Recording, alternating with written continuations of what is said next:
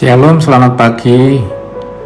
Renungan kita pada pagi hari ini kita baca di dalam Kisah Para Rasul pasal 2 ayat 46 sampai 47 yang demikian bunyinya.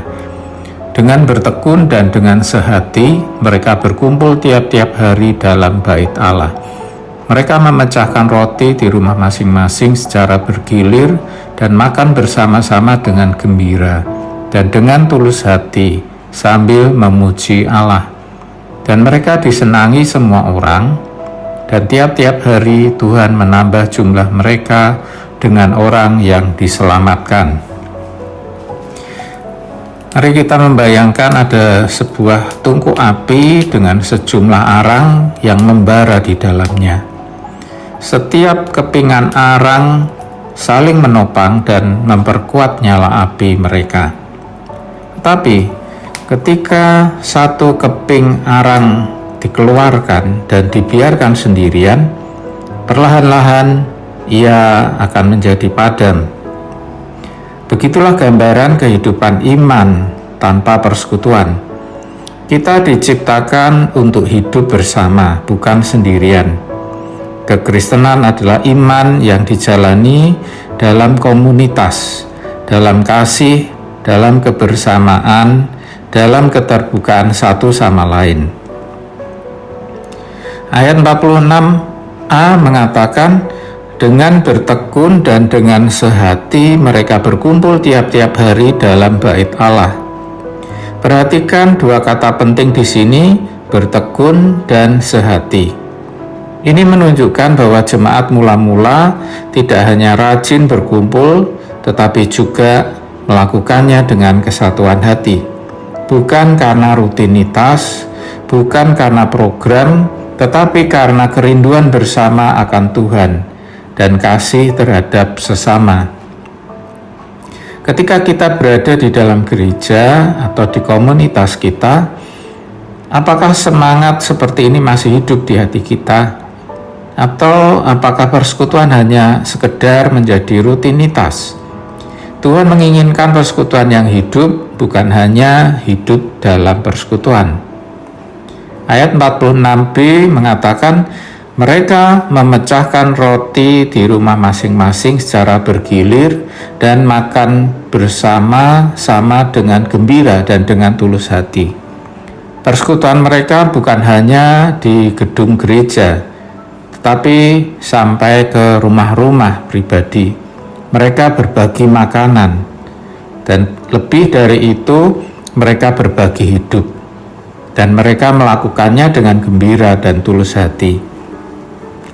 Gereja kita mempunyai komunitas-komunitas kecil yang disebut komcil.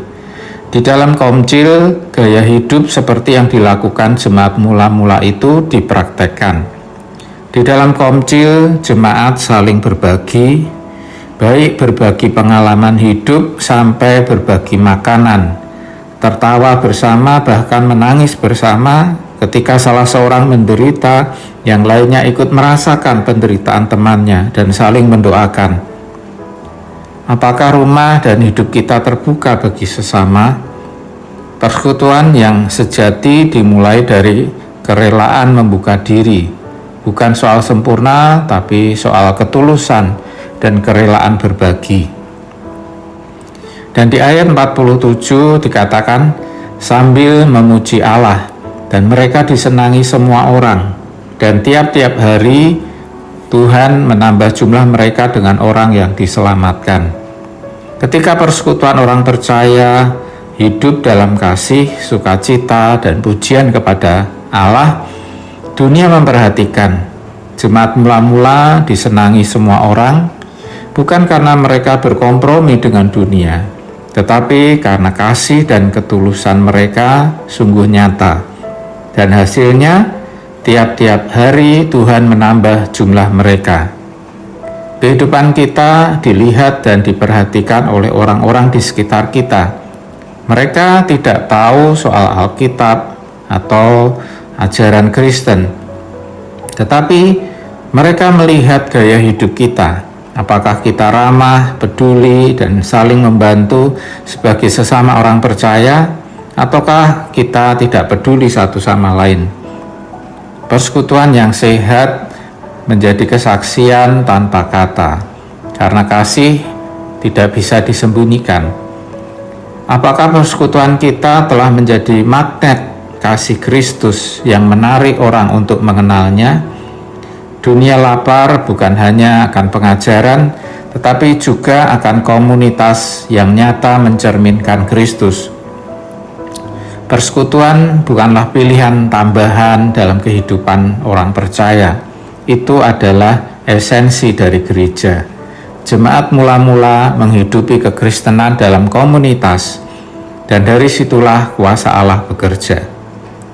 Mari kita tekun dan sehati membangun persekutuan.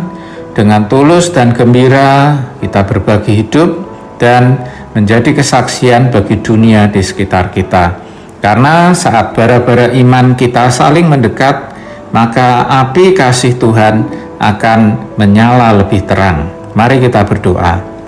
Bapa kami di surga, terima kasih karena Engkau telah memberi kami sebuah keluarga rohani yang menjadi tempat kami bernaung dan juga berbagi hidup. Tolonglah kami supaya kami bisa hidup bersama dalam persekutuan yang saling mengasihi dan memperhatikan. Di dalam nama Tuhan Yesus, amin.